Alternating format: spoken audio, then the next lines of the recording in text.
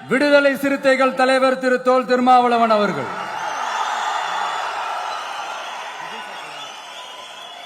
அவங்களால இன்னைக்கு வர முடியாம போச்சு.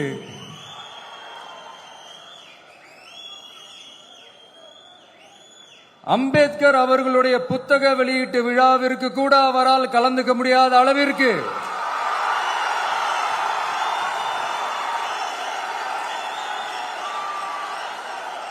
கூட்டணி கட்சிகள் சார்ந்து எவ்வளவு பிரஷர் இருக்கும் என்று என்னால் யூகிக்க முடிந்தாலும்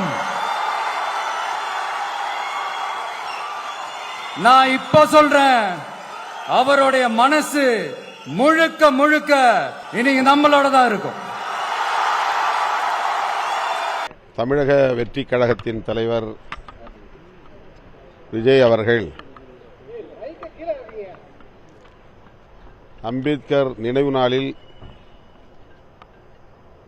அம்பேத்கர் தொடர்பான நூலை வெளியிட்டிருப்பதும் அம்பேத்கர் அவர்களை பற்றி பேசியிருப்பதும்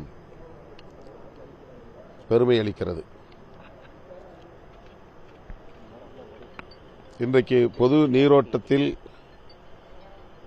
அம்பேத்கர் அவர்கள் வெகுவாக பேசப்படுகிறார். அந்த வரிசையில் விஜய் அவர்களும் விகடன் பதிப்பகத்தாரின் எல்லோருக்குமான தலைவர் என்கிற எல்லோருக்குமான தலைவர் அம்பேத்கர் என்கிற நூலை வெளியிட்டிருப்பது வரவேற்புக்குரியது, பாராட்டுதலுக்குரியது. அந்த நிகழ்வில் நான் பங்கேற்க இயலாமற் போனதற்கு திமுக அல்லது திமுக தலைமையிலான கூட்டணி கட்சிகள் கொடுத்த அழுத்தம் என்பதை போன்ற கருத்தை அவர் பதிவு செய்திருக்கிறார்.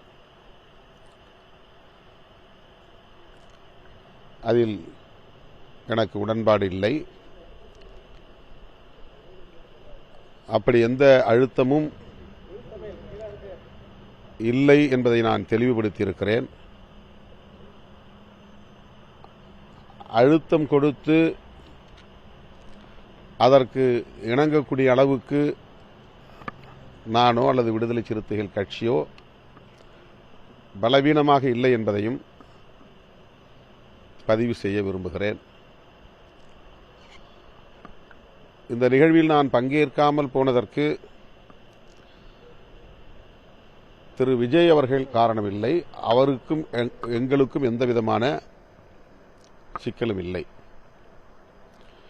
ஆனால் எங்கள் இருவரையும் வைத்து, அதாவது விஜய் திருமா இருவரும் மேடையில் ஏறப் போகிறார்கள் என்று அதிகாரபூர்வமாக நிகழ்வு உறுதிப்படுத்தப்படாத நிலையிலேயே அரசியல் சாயம் பூசியவர்கள் யார், அதற்கு என்ன பின்னணி என்பதை ஆய்ந்து பார்க்க வேண்டிய தேவை உள்ளது. அவர்கள் எந்த பின்னணியில் இயங்குகிறார்கள், எப்படி இந்த செய்தியை வெளியிட்டார்கள், அதை ஒட்டி சமூக ஊடகங்களில் வாதிட்டவர்கள் எந்த பின்னணியிலிருந்து கருத்துக்களை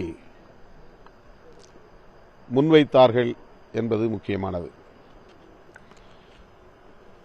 ஏறத்தாழ கால் நூற்றாண்டு காலம் தேர்தல் அரசியல் களத்திலே நாங்கள் நிற்கிறோம். ஓரளவுக்கு எங்களாலும்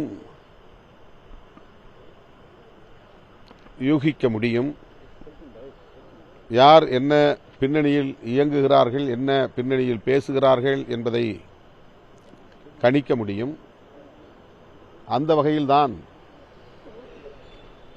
அம்பேத்கர் நூல் வெளியீட்டு விழாவை அரசியலாக்கி விடுவார்கள், அப்படி அரசியல்படுத்துவதை நான் விரும்பவில்லை என்கிற அடிப்படையில்தான்